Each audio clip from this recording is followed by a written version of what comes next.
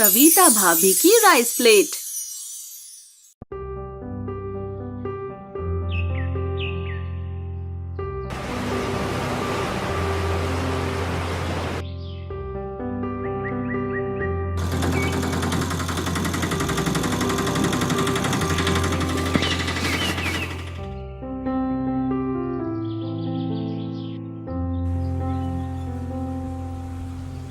सविता अपने पति राम सिंह और उनके 2 बच्चे और बूढ़े सास ससुर के साथ रहती है। सविता के पति ट्रक ड्राइवर की नौकरी करता है।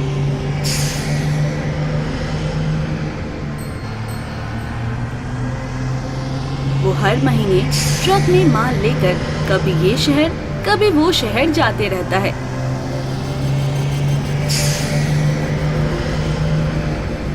तभी एक दिन राम सिंह सविता को कहता है, मैं कुछ दिनों के लिए ट्रक में माल लेकर बाहर जा रहा हूँ। माँ बाबूजी का ध्यान रखना और बच्चों पर भी। ये बोलकर वो निकल जाता है।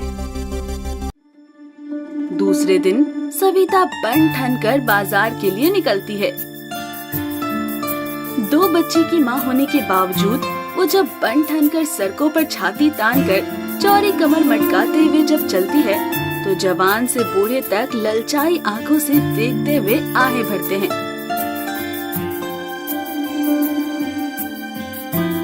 इसी वजह से वो अपने गांव में भी फेमस है, सविता भाभी के नाम से।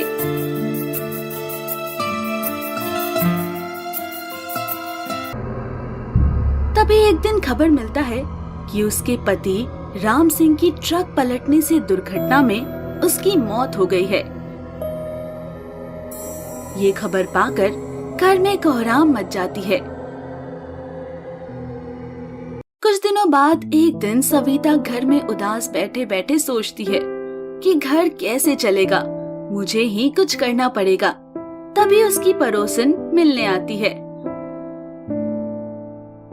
और सविता से कहती है, ऐसे रोने धोने से क्या वो लौट कर आएगा?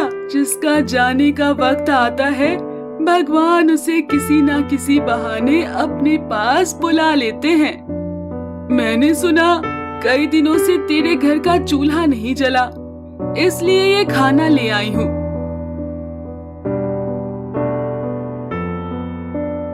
और वो एक पोटली देती है और कहती है, देख सविता, तुम्हारे ऊपर अब जिम्मेदारी आ गई है बूढ़े सास ससुर और 2 बच्चों को खिलाने की। तू कोई खाने पीने की छोटी सी धंधा डाल दे। अगर किस्मत ने तेरा साथ दिया और अच्छी चल पड़ी तो अच्छी तरह से तेरे घर का खर्चा भी निकल जाएगा। किसी के यहाँ घर काम की नौकरी करने पर भी उतना पैसा नहीं मिलेगा जितना कि खुद की धंधे से। और फिर दूसरे दिन सविता मार्केट निकलती है, ये सोचकर कि कौन सा धंधा किया जाए। तभी उसकी नजर मार्केट के चौराहे पर एक ठेले में लोग सड़कों पर खड़े होकर खाना खाते हुए देख करीब जाती है। वो भी अपने लिए खाना मंगवाती है। देखती है एक बड़ी सी थाल में दाल, एक सब्जी, रोटी और चावल। पूरे एक थाली की कीमत 60 रुपए है। खाना खाते हुए अपने आप से कहती है, खाने में कोई स्वाद नहीं है, इससे अच्छा तो मैं खाना बना लेती हूँ और महंगा भी है। क्यों ना हम भी यहीं कहीं होटल खोले तो बहुत चलेगी। मेरी थाली की कीमत होगी मात्र 50 रुपए, पर जगह कैसे मिलेगी? तभी वो देखती है एक दुकान के पास खाली जगह है और वो उस दुकान वाले से कहती है, भैया जी, ये खाली जगह किसकी है? मुझे यहाँ एक ठेले पर होटल डालना था। वो दुकान वाला चहक कर कहता है, अरे भाभी, ये जगह मेरी है, तुम आराम से खोलो। फिर वो मन ही मन बड़बड़ाता है, अरे तुम्हारी एक झलक पाने के लिए कई दिन का इंतजार करना पड़ता था। अब रोज और 24 घंटे तुम्हारा दीदार करता रहूंगा। और वो सोचता हुआ कहता है, कल से डाल दो। तुम्हें और कुछ भी मदद चाहिए तो सब मिल जाएगी, मैं कर दूंगा। सविता उसे थैंक्स बोलकर घर चली जाती है। और फिर वो अपने सास ससुर से होटल खोलने की परमिशन मांगती है। वो लोग मना करते हैं, पर सविता जिद करती है और कहती है, दिन भर घर में बैठे बैठे क्या करूँगी? दोनों बच्चों की पढ़ाई का खर्चा और घर का भी तो खर्चा है। बेटी बड़ी हो रही है, उसकी शादी में पैसे की जरूरत होगी और आप लोगों को भी मैं अच्छी तरह से सेवा कर पाऊँ, ये सोचकर ही मैंने तय किया है होटल खोलने की। ये सुनकर सास ससुर कहते हैं, ठीक है, जो तू सही समझे। और फिर कुछ दिनों बाद मार्केट में उसी जगह पर वो राइस प्लेट की होटल डालती है, सस्ते रेट पर स्वादिष्ट खाना। सविता के हाथों की बनी हुई खाना बड़ी स्वादिष्ट होती। देखते ही देखते उसके दुकानों में भीड़ बढ़ जाती है, पैसों की बौछार होने लगती है। पड़ोस के सारे ग्राहक धीरे धीरे अब सविता के होटल में खाने लग जाते हैं। ये देख पड़ोस के होटल वाला उससे जलने लग जाता है और वो प्लान करता है उसके होटल को बर्बाद करने की।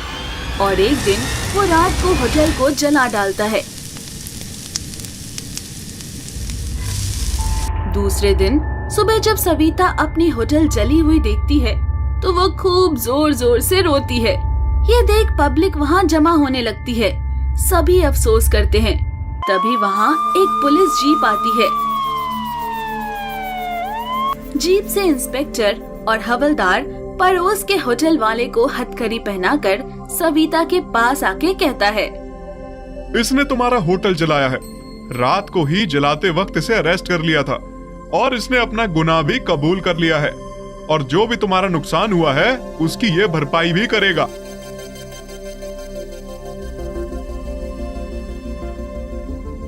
और ये न्यूज़ चारों तरफ फैल जाती है और वहाँ के विधायक विधवा सविता को एक आलीशान होटल खुलवा देते हैं। सविता की परिवार खुशहाल हो जाता है। तो देखा आपने, एक विधवा औरत हिम्मत कर रास्ते में होटल चलाकर अपने परिवार की पेट पाल सकती है। तो हम आप क्यों नहीं?